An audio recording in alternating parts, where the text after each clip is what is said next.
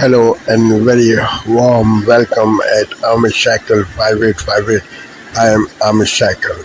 Following news have been reported by American, European, Asian, African, Australian news channels and the news agencies. So please let's go to the headlines.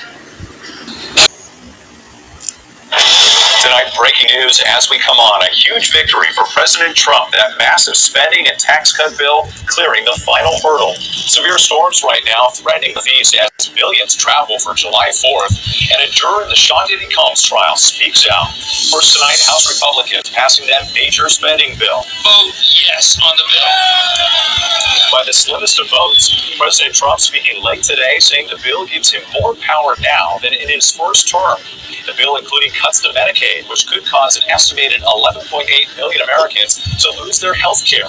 Even some Republicans concerned about the price tag, adding trillions to the national debt. In a historic speech, Democratic leader Hakeem Jeffries blasting the measure for more than 8 hours on the House floor.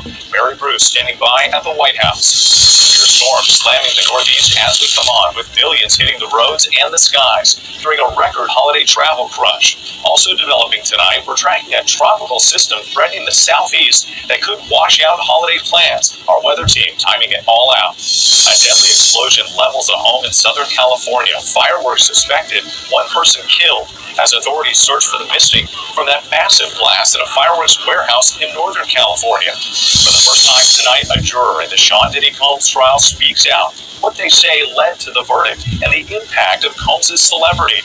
Aaron Katursky with new reporting. Tonight, the high-stakes call between President Trump and Vladimir Putin. What we're learning as Russia's war on Ukraine rages. Dramatic new video, the daring rescue on Mount Washington after a hiker fell 60 feet. A soccer superstar killed in a fiery Lamborghini crash. And remembering two acting legends, one who starred in some of Hollywood's most memorable films, the other you'll remember from Star Wars. From ABC News World Headquarters in New York, this is World News Tonight with David Warren. Former President Barack Obama wrote on X, in part, more than 16 million Americans that are at risk of losing their health care because of Republicans in Congress, and they're rushing to pass a bill that would cut federal funding for Medicaid and weaken the Affordable Care Act. The percentage of the U.S. population, by the way, on Medicaid has gone up big time since its creation in 1966. In 1966, when Medicaid was created, 5% of the U.S. population qualified for Medicaid. Right now, roughly 22% of the American population is on Medicaid, a steep jump beginning with the passage of the Affordable Care Act, also known as Obamacare. All right, joining me now is Oklahoma Republican Senator Mark Wayne Mullen. Senator, great to have you on the program. Big win, not just in the House and the Senate, for the American people, for the President of the United States. Medicaid and health care will be one of the ways that Democrats look to attack the big, beautiful law. Now, you can already see them cutting the ads. They're already putting this information out about the number of people that are going to lose health care. How will you respond to that line of attack from Democrats? Well, Democrats don't have a problem with lying, and that's what they're absolutely doing. I mean, you saw the chart right there. And let me throw out something else to you. Medicaid was designed for those that live under the poverty line. We have 35 million people that live under the poverty line here in the United States. Yet your chart just there showed we're over 90 million people that are enrolled on Medicaid. Now, Medicaid is designed for those in need. What we're trying to do as the Republican Party is maintain Medicaid for what it was designed for, because it's literally not solvent right now. We can't keep affording to allow people to rip the American taxpayers off. When we start talking about we're reforming Medicaid, not cutting Medicaid, meaning that we're going to kick people off that are just lazy or gaming the system. And by lazy, a work requirement of 80 hours a month, that means that they only have to work 20 hours a week or go to school 20 hours a week or volunteer 20 hours a week. And by the way, this is for people that are able-bodied individuals with no dependencies and no medical conditions. So they're perfectly able to go to work. We're just trying to give them a helping hand rather than letting them be dependent and become lazy. Let them be contributors to the United States. Let them become taxpayers again, and we can save Medicaid for those that need it the most. And that's the question for everybody watching. What was on this surfaced Thursday night allegations from whistleblowers about what it's like to work for the federal Vaccine Injury Support Program. Ping pong was definitely a regular thing. The claims the $50 million initiative was more playful than professional. A Global News investigation. Bomb threats at 6 Canadian airports, the turbulence and the ripple effects. More Palestinians killed waiting for food. I think you hit one. The new evidence they're being targeted by U.S. contractors and Israeli troops, plus raising prices to save lives. And this comes to the concept of basic economics. The push to make tobacco, booze, and sugary drinks more expensive.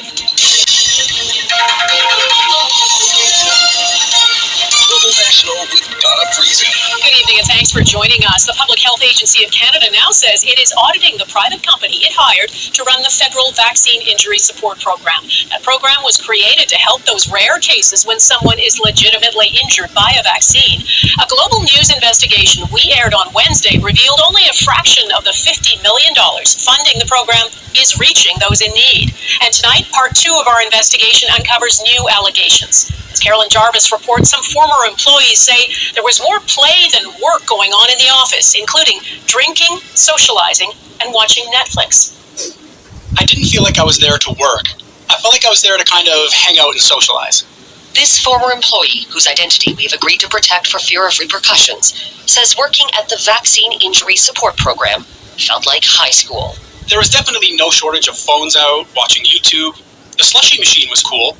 Ping pong was definitely a regular thing. The federal government hired a company called Oxaro to run the program and paid them $50.6 million. Global News spoke with more than a dozen current and former Oxaro employees, whose comments included working there was a joke, with drinking Fridays, inexperienced, underpaid staff who weren't properly trained. I don't think anyone actually understood the severity or the relevance of the program that was being contracted to the firm. The Vaccine Injury Support Program, or VISP, was created to provide financial support to people who are seriously and permanently injured by vaccines. People like Ross Whiteman. We're just doing a piss poor job of supporting the vulnerable. A former commercial pilot and realtor, Ross was diagnosed with Guillain-Barré syndrome after receiving his COVID vaccine, a rare but recognized side effect.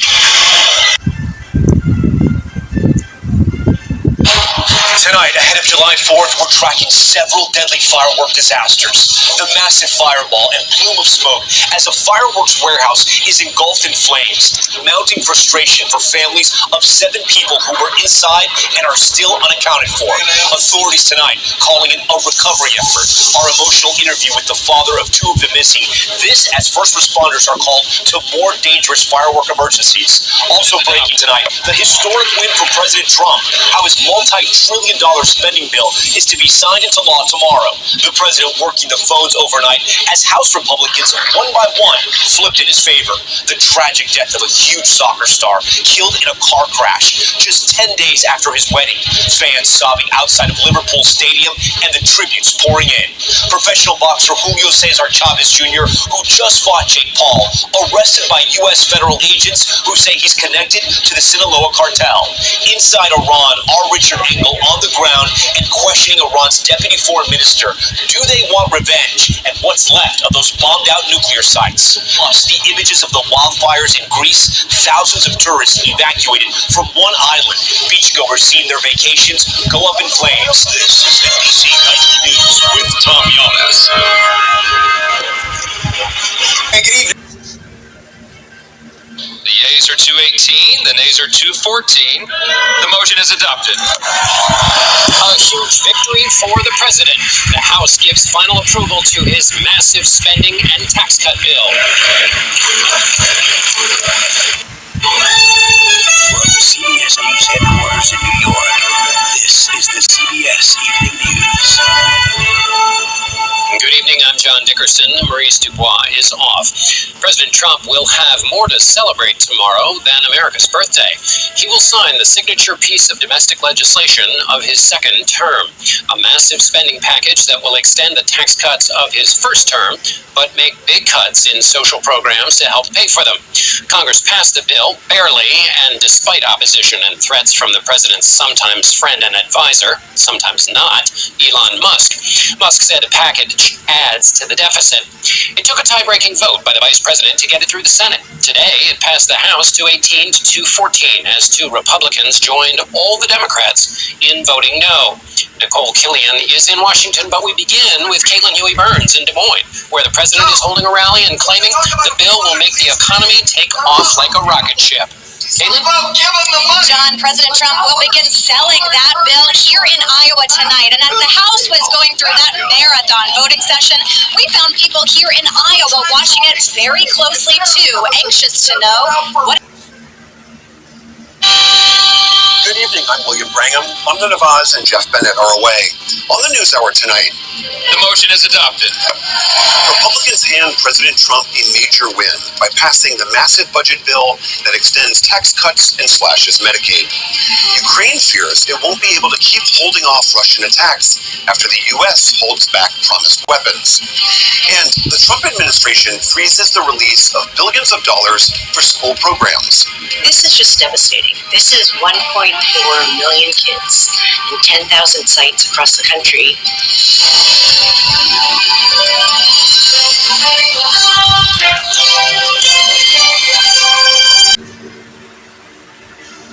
Welcome to Democracy Now!, democracynow.org, The War and Peace Report. I'm Amy Goodman.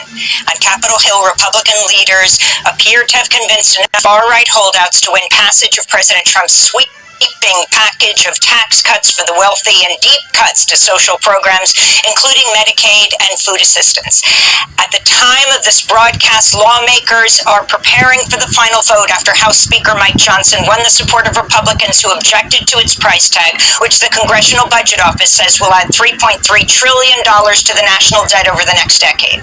The Kaiser Family Foundation estimates some 17 million people could lose health insurance over the next decade as well if the bill is approved. We'll go to Capitol Hill for an update later in the broadcast. Officials in Gaza say Israeli attacks have killed over 300 Palestinians in the past 48 hours.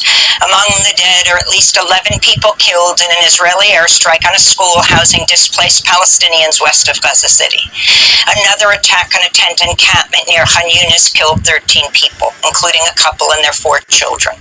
Meanwhile, a strike on the Indonesian hospital killed renowned cardiologist Marwan al-Sultan. He's at least the 70th healthcare worker killed by Israel in the past 50 days. His daughter, Lubna al-Sultan, said her mother, sister, and aunt were also killed in the strike. My killed lots of people.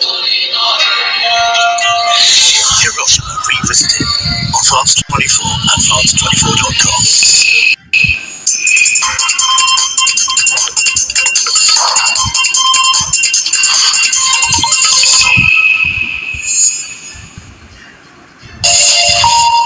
Welcome back. You're watching Break here on France 24.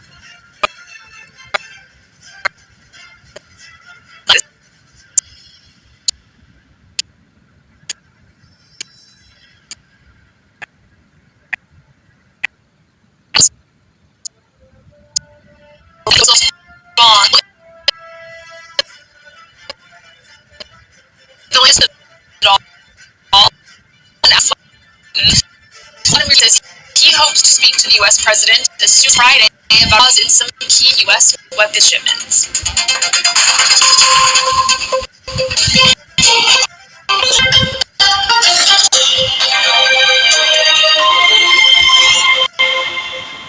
It's good to have you with us. This is Asia Now. Good afternoon. It's 12 p.m. in Singapore and Hong Kong. 9:30 Delhi. I'm Vilakia Selvaraji. Let's have a look at the headlines this hour. Search and rescue operations resume for 30 people still missing more than a day after a ferry sank near the Indonesian resort island of Bali. At least 6 have died. Countries in a rush to close trade deals with the US as the 9th July deadline approaches. Indonesia says it will ink a $34 billion pact with the US, while Thailand engages in last-minute talks. And Russia becomes the first country to recognize the Taliban government in Afghanistan. The Taliban calls it a brave decision.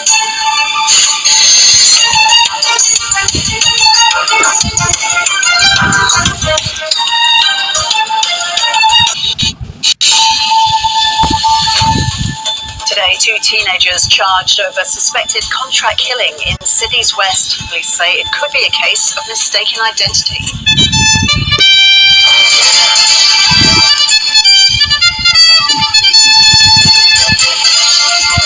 A man shot dead by police following a 7-hour siege northwest of Ballarat.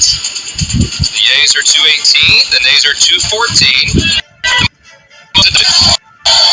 Donald Trump's signature bill promising tax cuts and reducing health care and professing passes Congress. And Alex de Minaur comes from a set down to take his place in the third round at Wimbledon.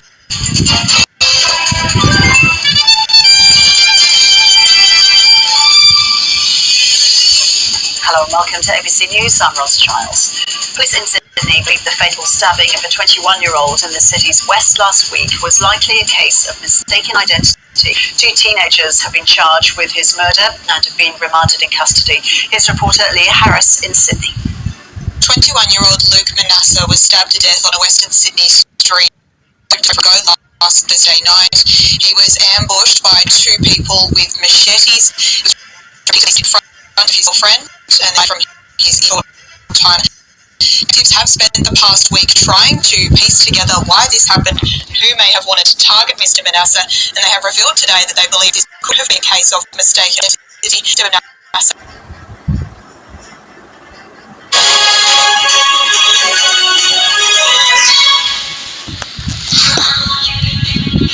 Hello, very good morning. It's 6 o'clock. Coming up on the show today, 1 year since the general election, the embattled Prime Minister faces yet another challenge, the launch of a new left party. Plus, the football world is continuing to pay tribute to former Liverpool forward Diogo Jota after he died in a car crash yesterday. It's Friday, the 4th of July. Zara Sultana says she will co-lead a new party with Jeremy Corbyn as she quits the Labour Party. Donald Trump celebrates the passage of his so-called Big Beautiful tax-cutting and spending bill after hours of delay by the Democratic leadership. No better birthday present for America than the phenomenal victory we achieved. The bodies of footballer Diogo Jota and his brother arrive in Portugal ahead of their funeral tomorrow.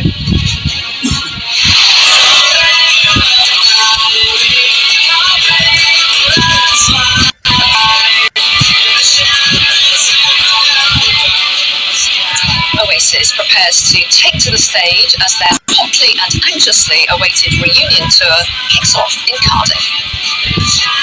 And in sports, it's a big day for Emma Raducanu at Wimbledon as she looks to reach the 4 rounds. But first, she'll have to get past the world number 1, Arina Sabalenka.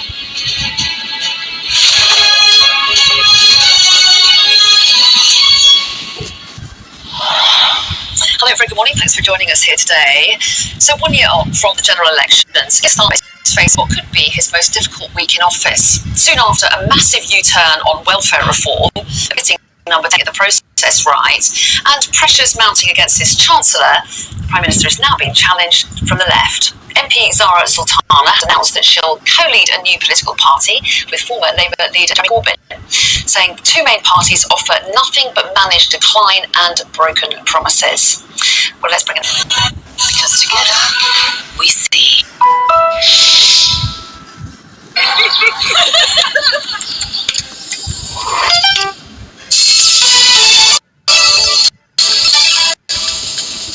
This is DW News. These are our top stories. Donald Trump's signature bill has cleared its final hurdle in the US House of Representatives as lawmakers voted 218 to 214 in president wants to sign the bill into law by the 4th of July. His so-called Big Beautiful Bill adds trillions to the deficit and makes cuts to healthcare and social. In a phone call with the US President, Russian President Vladimir Putin has said it will not give names in of Kremlin sources. The leader spoke for almost an hour about the war and the situation in the Middle East. It's the 6th time they've spoken this year. Fans are mourning the loss of Diogo Jota, who died in a car crash along with his brother. Retired while they're taking medical. Jota played for Portugal's national team. His death comes less than 2 weeks after his wedding. This is DW News from Berlin. You'll find more on our website, dw.com.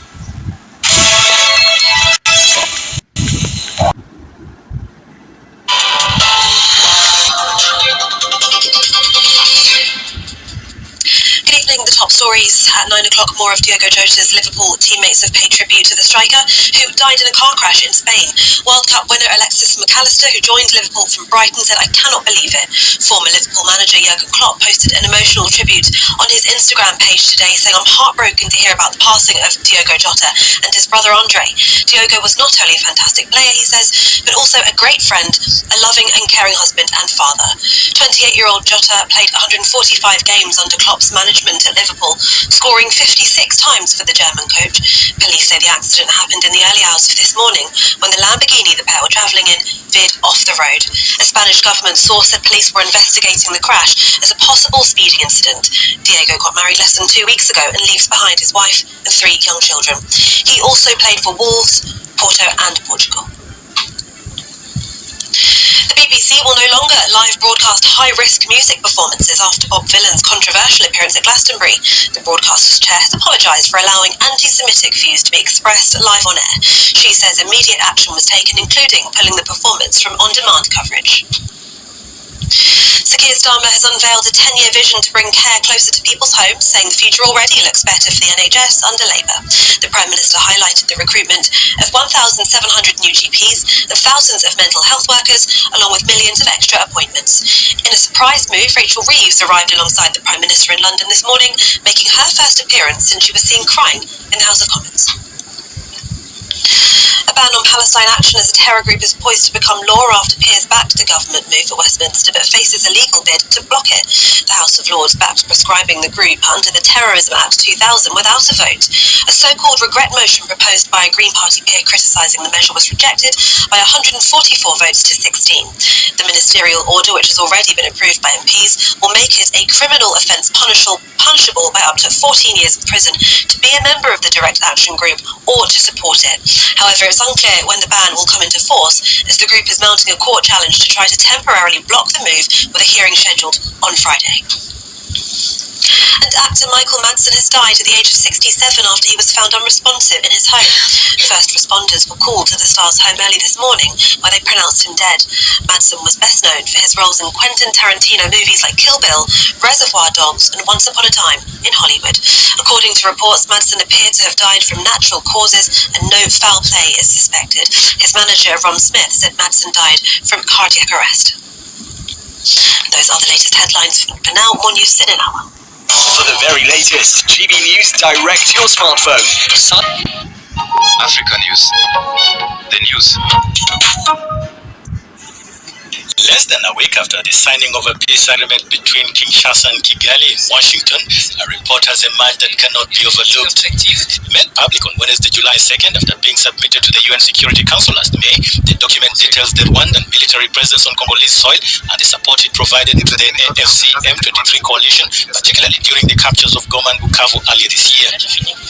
UN experts who authored the report stated unequivocally that in January and February 2025, approximately 6,000 Rwandan soldiers, including Special Forces members, were deployed in North and South Kivu, and Kigali recruited formerly mobilized FDLR fighters to carry out reconnaissance and intelligence operations in Congolese territory.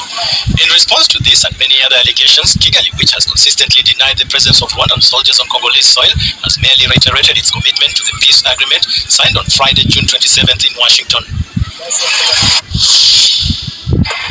Ethiopia's Prime Minister Abiy Ahmed said on Thursday that a controversial multi-million-dollar mega dam on the Blue Nile was now complete. Ahmed told lawmakers that the dam would be inaugurated in September. The completion of the project, known as the Grand Ethiopian Renaissance Dam, is a major milestone for the country. The construction began in 2011 with its 1,800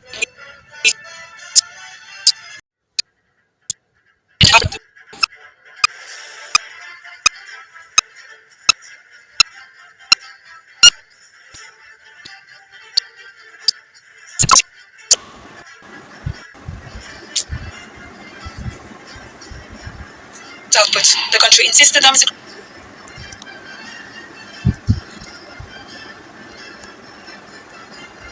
but it became a source of tensions with neighboring Egypt and Sudan over equitable sharing of the water. Egypt said the dam would deplete its share of Nile River waters and has referred to it as an existential threat. Negotiations between Ethiopia and Egypt over the years have not led to a pact. Questions remain about how much water Ethiopia will release downstream if a drought occurs. The dam began producing power in 2022. It is expected to ultimately produce over 6,000 megawatts of electricity, double Ethiopia's current output. The country dam is a crucial development for its population and would help pull millions out of poverty. Tension is rising in South Africa concerning the government of national unity. On the first anniversary of this unprecedented coalition, Monday, June 30th, the Democratic Alliance submitted a complaint Tuesday, 1st July, against an ANC minister accusing her of corruption. Already in conflict with the national dialogue initiated by President Cyril Ramaphosa, the Democratic Alliance is tempting a mixed strategy, intensifying its criticism of the African National Congress while choosing not to exit the government. And government of national unity. The 10-party Government of National Unity coalition has been shaken by internal disagreements, particularly regarding the budget.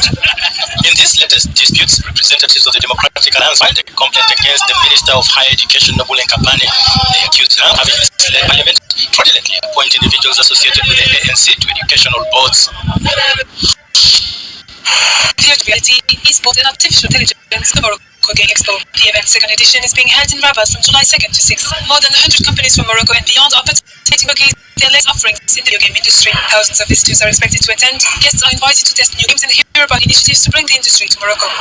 As a game as a whole, we all the puzzles in the games, making them learn without resisting. The Morocco Gaming Expo is also a window onto the industry's future. Artificial intelligence among designers and we must learn how to deal with artificial intelligence and because human beings and must engage our minds. We can use these tools to improve the products we are working on. So we only need to understand how to interact with the future.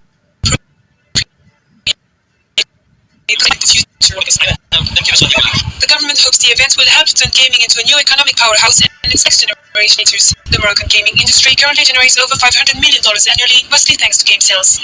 The gaming industry represents a significant economic worldwide with revenues exceeding $300 million. Morocco's goal is to reach 1% of this global revenue by 2030-33, especially as the industry should grow to over $500 billion. Of course, the objective is not only to generate revenue, but also to empower our youth and even those less young to develop their own startups and small businesses in this sector. To achieve this, Morocco is training and an industrial park where startups can incubate new games. The initiative includes a $26 million investment to open Rabat Gaming City, a site dedicated to the industry.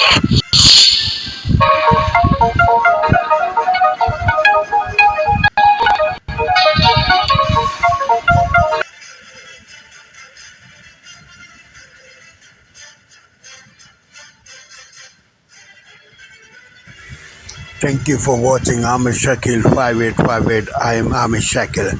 I hope you will visit again. Have a good life. Bye-bye.